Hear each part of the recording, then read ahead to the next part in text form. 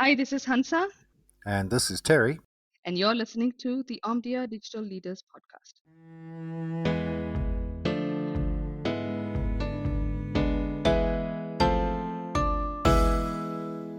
Welcome to today's episode, everybody. October is Cybersecurity Awareness Month, so we decided to do something around cybersecurity this time. So we have with us today Maxine Holt, who is the Senior Director for the Cybersecurity practice at Omdia. Maxine, welcome to the show. Thank you very much for inviting me, Hansa, and thank you, Terry. Well, today we are going to talk about the cybersecurity threat landscape for an enterprise and the role that it plays in business resilience. And these are some things that are very close to Maxine's heart. And before I hand it over to Maxine, I would like to make the point that the last 2 years almost have been very difficult for everybody. 2020 changed the world as we know it. The rules of engagement for customers, employees, partners, everything has completely been turned upside down. And Maxine, how has this impacted the cybersecurity landscape for an enterprise? Yeah, you're absolutely right. The last 2 years has been crazy and turned so many things upside down. That includes cybersecurity. If we think back to kind of the beginning of last year, the beginning of 2020, and organizations were chugging along quite nicely, expecting to do this project in 2020 and another one in 21 or whatever it might be, and then all of a sudden everything changed very, very quickly. And what that resulted in was a lot of these projects being compressed in terms of timescales, so digital transformation journeys were accelerated, and that was great from a lot of perspectives. I think a lot of companies, organizations, public and private sector alike, got things done so much faster than they would have ever thought possible. And that was good for the consumer, it was good for business, it was good for citizens in a lot of cases. But what that resulted in from a security perspective is kind of this sticking plaster being put over security at the time, because the security function didn't have time to be able to, couldn't keep pace with all of the changes that there were going on in the organization. So they were just putting a band-aid or a sticking plaster over security, and it's kind of however it could be held together. It wasn't always that successfully held together, to be fair, because what did happen with all of these changes to the way that organizations do business, there was a lot more use, for example, of cloud. And organizations might not have been that familiar with using cloud, particularly for business critical applications. And so that led to, kind of lack of knowledge, not very much going on in terms of security. And what did that do? That then expanded the threat landscape. So there's just so many more opportunities for security incidents and breaches to happen in a landscape that's so much bigger than it was perhaps at the end of 2019.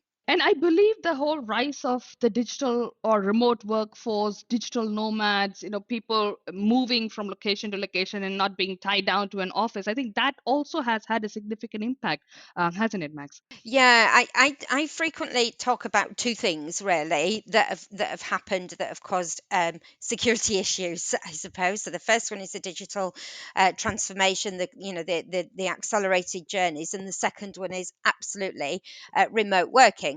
Remote working was around for a long time before the pandemic hit, absolutely, but it was a much smaller percentage of the organisation, of employees, for example.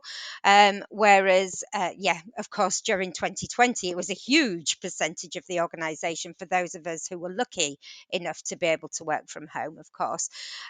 Now we're definitely seeing balanced working, or hybrid working, so a mixture of being able to work from home, being able to work from the coffee shop, being able to work from an office, or indeed, as you said, Hansa, digital nomads. Yeah. So the expectation that we can work from anywhere. absolutely anywhere in the world. And that's the second aspect, I think, that's caused a lot of issues from a security perspective, is that you have kind of these two areas that are pushing in on security. You've got the digital innovation on the one hand, the remote working on the other. That's all pushing together and driving up risk in the organization. So is this a temporary change, a spurt of change for both sides of the fence, the cybersecurity people and the criminals, or is it something that you see a heightened level of activity and that's going to go forward into the future? Um, it's a heightened level of activity that's going to continue, most definitely. I think that it was a spurt very much last year. There was lots of criminal activity taking advantage of the pandemic, for example, feeding on fear, uncertainty, and doubt, and propagating attacks through directly through pandemic-related issues. But innovation is showing no signs of slowing down. So we're going to be continuously innovating, continuously looking for new ways of attracting and retaining, retaining customers, citizens, etc. It's just not going to slow down. This is the new ways of having to look after the security posture of the organization. But innovation is happening on both ends, right? We have the enterprises innovating around services, and we have the criminals innovating around new ways to exploit weaknesses and loopholes. So, what is an enterprise supposed to do? So that's a very good question, Hansa, because it is extremely difficult. Security is not an end game. You don't have a destination in sight when it comes to cybersecurity. You can't, because it's just so interesting, because you've not only got kind of the organization that's trying to be secure, and the vendors and the service providers that are there to help the organization with technology and people and process, but you've also got kind of this third leg of the stool, if you will, which is the malicious actors, the bad actors that are trying to cause problems. And let's not forget, it's not only bad actors as well that can cause problems. Security incidents and breaches can be accidental and negligent, as well as malicious, of course. So it's a constantly moving feast, and that's why I think the term security posture is a really important one, because it's your posture, how secure the organization is at that moment in time. And it's about maintaining and building that posture in line with your risk appetite. So you might be an organization that's prepared to take a bit of risk. That's fine. Your security posture might have to be a little bit lower to be able to deal with that. If you're more reserved, you're in a perhaps a highly regulated industry, then you must have a strong security posture and kind of less opportunity to take risk. Which brings me to a thought, and I think it was a report you wrote. The number of people in cybersecurity at the start of the pandemic, they were retasked just to keeping the lights on and the water working. And they've slowly crept back into their jobs, thank goodness. But do we need more? Do we need more cybersecurity people actively working in this new world? Yes, is the short Well, that answer. that The was longer easy. That answer was to easy. that Let's move is on. that was easy. No, most definitely. So we have regional shortages of cybersecurity professionals. The most acute is in Asia Pacific region. Then, yeah, we have a shortage across certainly EMEA, North America, South America. So there's shortages everywhere. That's the first thing to say. But it's not so easy to recruit these people either. It's really tough to find the right people with the right skills and expertise. So there's lots of things that organizations could do. I could talk to you for hours about ideas of increasing the security workforce. But I want to make another really important point. Security is not only down to security professionals, it's down to every single one of us. Every single person in the organization must take some responsibility for security. So I have like two questions. Number one is when you talk about a shortage for trained security professionals who can, work in an organization. So my question is, how much of it should be done in-house? And in we are seeing an uptick in outsourcing, security services, managed security services, and so on. Is that a good way? Is it feasible? Is it something that corporates can continue doing? And because the providers are going to be facing the same shortage of talent because they're all recruiting in the same market. So how does that work out? Yeah, most definitely. There's definitely an uptick in managed security services. Certainly, I mean, I've spoken to CISOs that outsource every last piece of security, but that's not usual. It tends to be a mixture of some things are in house and some things are absolutely outsourced. And what we're seeing is very much that you would have maybe a cybersecurity professional leaves an organization. Maybe there is nobody who can deal with that particular part of the of security that he or she would have been responsible for.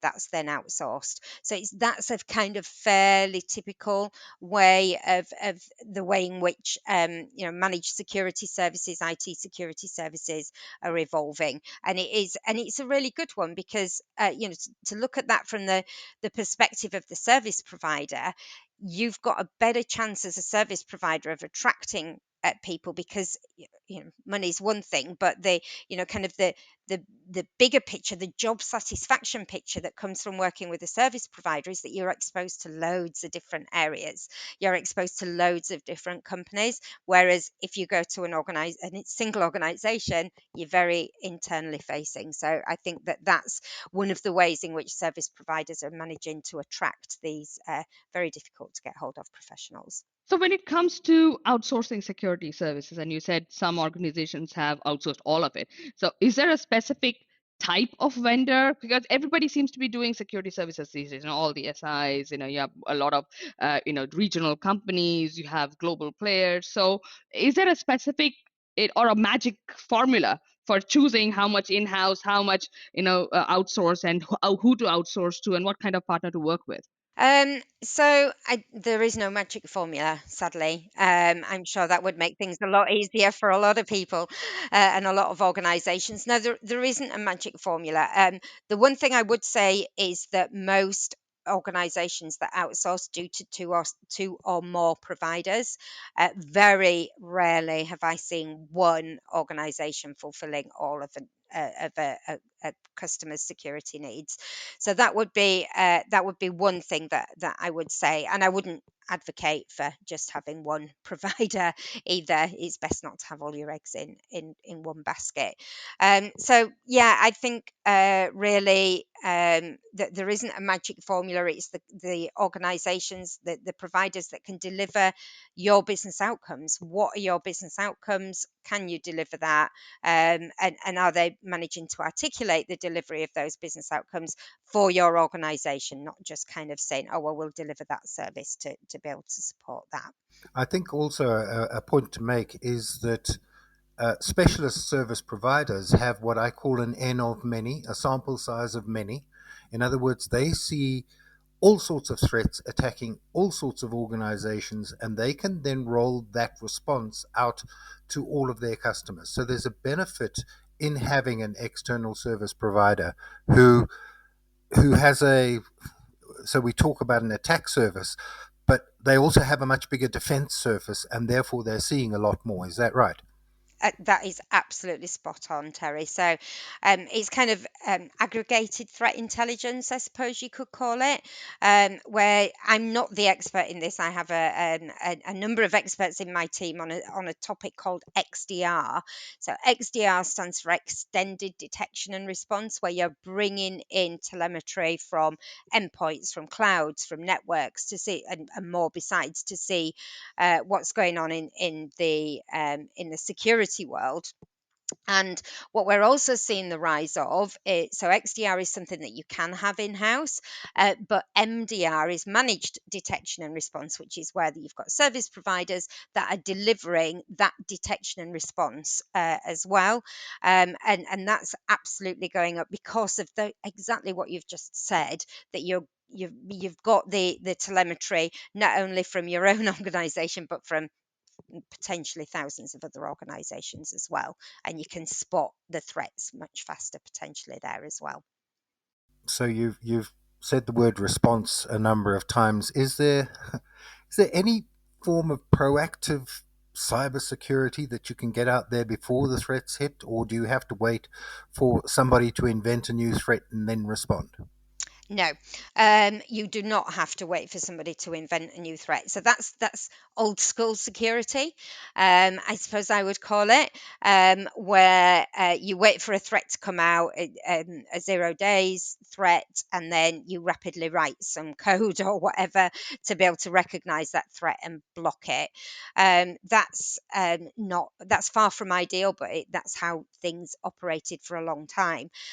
What we have now is kind of in line with the threat intelligence that I just talked about, threat hunting, where you would go out and go out and have a look for. It's not quite as easy as just going out and having a look. And there's a lot involved in threat hunting, but you have specialists that are supported by artificial intelligence, machine learning, deep learning capabilities from vendors, tech vendors who specialize in this area, where they're looking for patterns, they're looking for what might be developed, where the next threat might come from, and then proactively creating the capability to recognize when that comes, dig into it, understand it, and potentially block it automatically or manually on referral. So what you're talking about right now has or sounds like a lot like business continuity planning. This is something what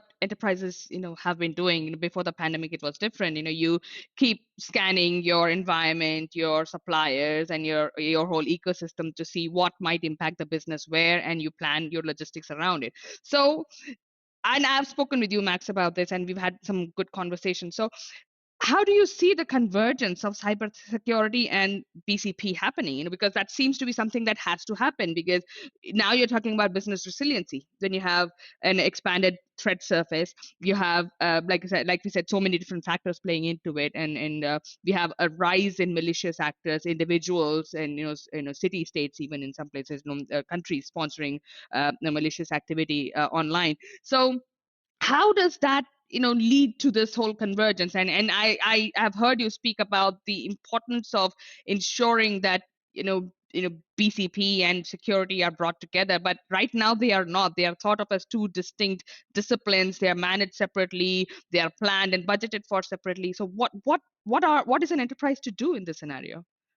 So, cyber resilience is absolutely moving up the ladder of importance as a term.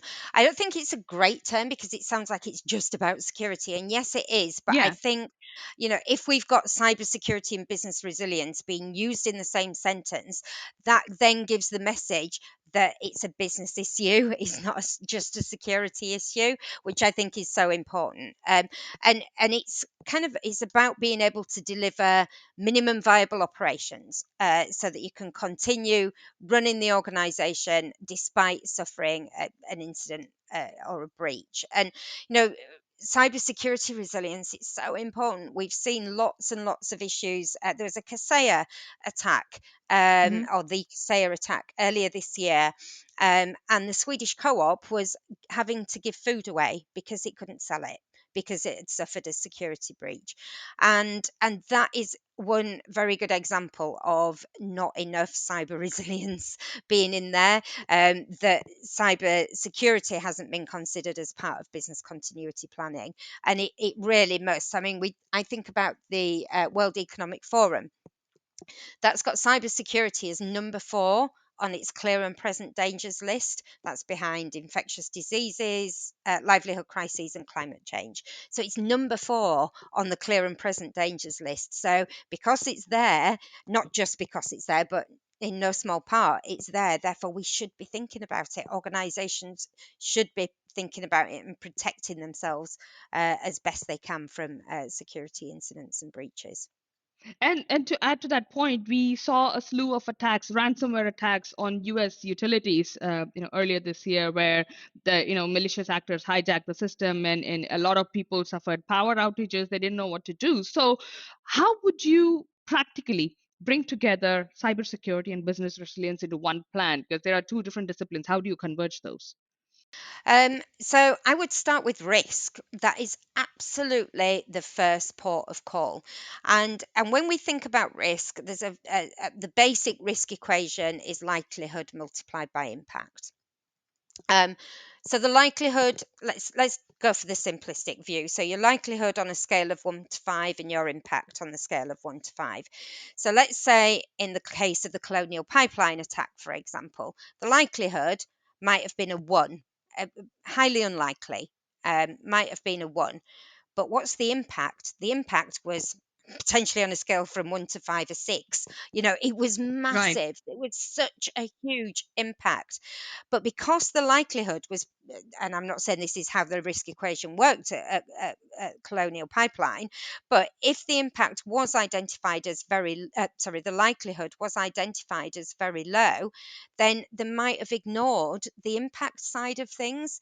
And that's where resilience, that's where business continuity planning needs to come in, that you must be thinking about the impact irrespective of the likelihood, to be able to make sure that you have your continuity plans there for should you suffer a ransomware attack, or indeed, that ransomware attack on Colonial Pipeline was almost accidental. It was intentional that the ransomware attack took place, but the attackers apologized for causing so much disruption. It was crazy. But imagine if that had been intentional, and that had been combined with not only a fuel pipeline, but communication systems and whatever else. It would have been awful, absolutely horrendous. So we must be thinking about the impact side of things and working that into our business continuity plans, working with the risk function. I think, Hansa, coming to your point, but also to your point, Maxine, I've just finished an article on business resilience, and it's more, in fact, than business continuity planning. It's more than cybersecurity. It's about agility. It's about leadership. It's about culture. It's True. so much wider, and I think as long as we keep putting things in boxes or in their silos, I think we're going to be in deep trouble. Absolutely. Yeah, it certainly is a business issue, and we can't have them in silos. Security is, I've said it already, security is everybody's responsibility. And it permeates across the organization. I talk about it being, the need for security. It should be part of the fabric of society. We cannot put things into silos, into pigeonholes, call them what you will. We have to work at it across an organization. So the concern here now is that with BYOD, with more cellular devices coming in, people bringing cell phones and working from home, using the office laptop for their personal work as well, maybe online shopping. I don't know. So because I do that sometimes. So yeah. So in that scenario, how do you educate, or how much should an enterprise invest, or plan for educating, like I said, each and every citizen, or each and every customer, each and every employee of theirs, around good security practices? Because I'm sure that there are so many of us who don't follow security protocols that well. We may have been trained for it, we may have gone through workshops for it, but we choose to ignore it. But how do you overcome that in your resiliency plans? Because that has to be part of it, because when an organization is not standalone, they have their supplier systems plugging in, they have their partners, they have their customers accessing online systems. All of that comes together, all of that, it kind of increases the threat surface. Or how do you reconcile everything? Because it's not easy, is it? No, it's very difficult, and I think from a security perspective, I would make the point very much that we have three components of security controls. They are people, process, and technology, in that order. So people can be the first line of defense, often are the first line of defense, and it's an ongoing battle to ensure that people understand their role in security. And yes, we can go through these wonderful training exercises that you have to do once every 6 months, and frequently we find that that goes in through one side and out through the other. It's a tick box exercise that somebody has to do. That's not good enough. We have to change behavior, and so it's an ongoing message. Things like, reporting phishing emails that suddenly appears on your email inbox capability, but it's just ongoing. We've all got to take responsibility. Yeah, I wish I could bottle what we had at the company when I was the CIO.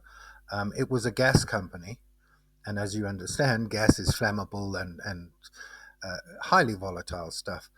We had a safety culture, and it was more than the culture.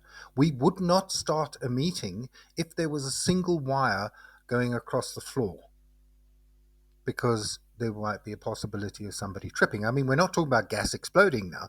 We're talking about safety, and that was the culture. And I wish I could bottle it because I'd make a fortune, but it came from the top. It came from the top. And I think when you're starting your education, that's where it starts. Yeah. Yeah, it's got to be about tone from the top. I talk quite a lot about the influences on cybersecurity, and governance is one of those influences. The way that the organization is governed, the way it's run, and if the CEO is not taking any notice of cybersecurity, then you can bet your bottom dollar that very few of the people in the organization will be either. And I think you make a really good point, Terry, about those kind of industries where you're highly regulated, where you've got to follow certain safety protocols, etc. That's where we're aiming for with security, from a cyber security perspective. But it's a long, long road.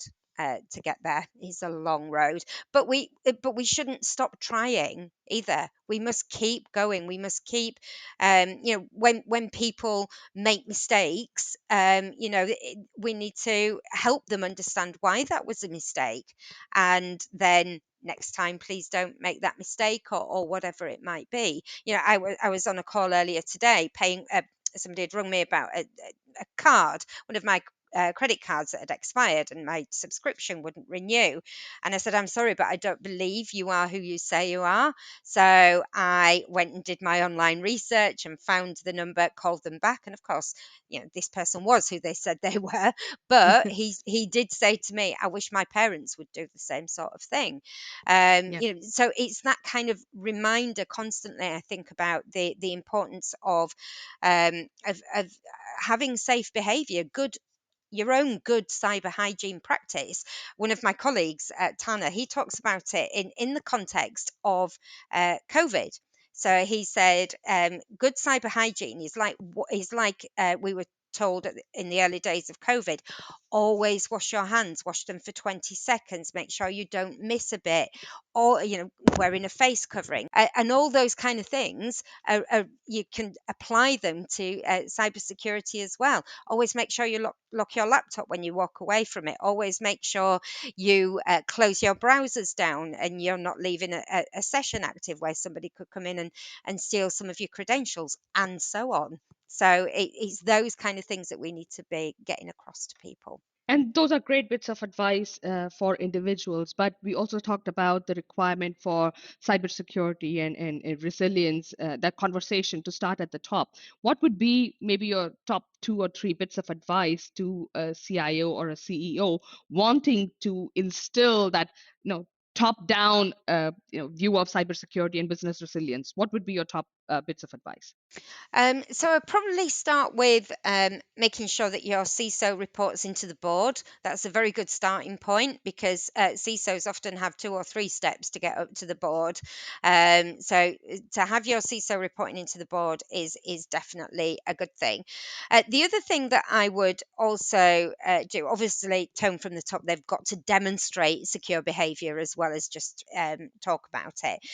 But the other thing that I've found has worked well in a lot of other organisations is to have security ambassadors, I suppose you could Mm-hmm. call them. So people who might be in the accounts function or might be in a sales function or whatever, but have an interest in security, and the security function uses them as an ambassador to help others in that function, in that role, to understand more about cybersecurity. So that's worked very well in a lot of organisations that I've seen. And then the other thing I would do too is lots of stories about where things have gone well and stories about where things have not gone well. So I had a friend last year, and he was phoned up, and it was from his CFO asking him to transfer some money, and he was like, "Yeah, okay, yeah, no problem." He's in the UK, his parent company's in Germany, and he said he was just about to do it when it was over £100,000. I'm just going to check this. It does. There's something that's niggling away, Mm-hmm. and he checked it. Of course, the CFO's voice had been spoofed. It was a highly targeted, sophisticated attack. But then they used that as a great example of good secure behavior. Right. Just something. If it doesn't feel right, it might well not be. So those kind of stories, I think, are just fantastic. Really helpful too. There's so much more I could talk about, but I will give you those as a few early points. Thank you so much, Max. It has been wonderful having you here and having this conversation around the importance of cybersecurity and the role it plays in business resilience and business agility. To our listeners, if you would like to reach us, me, Terry, or Maxine, you can reach out to askananalyst@omdia.com. That's askananalyst@omdia.com. This is the Omdia Digital Leaders Podcast. Until next time, stay safe.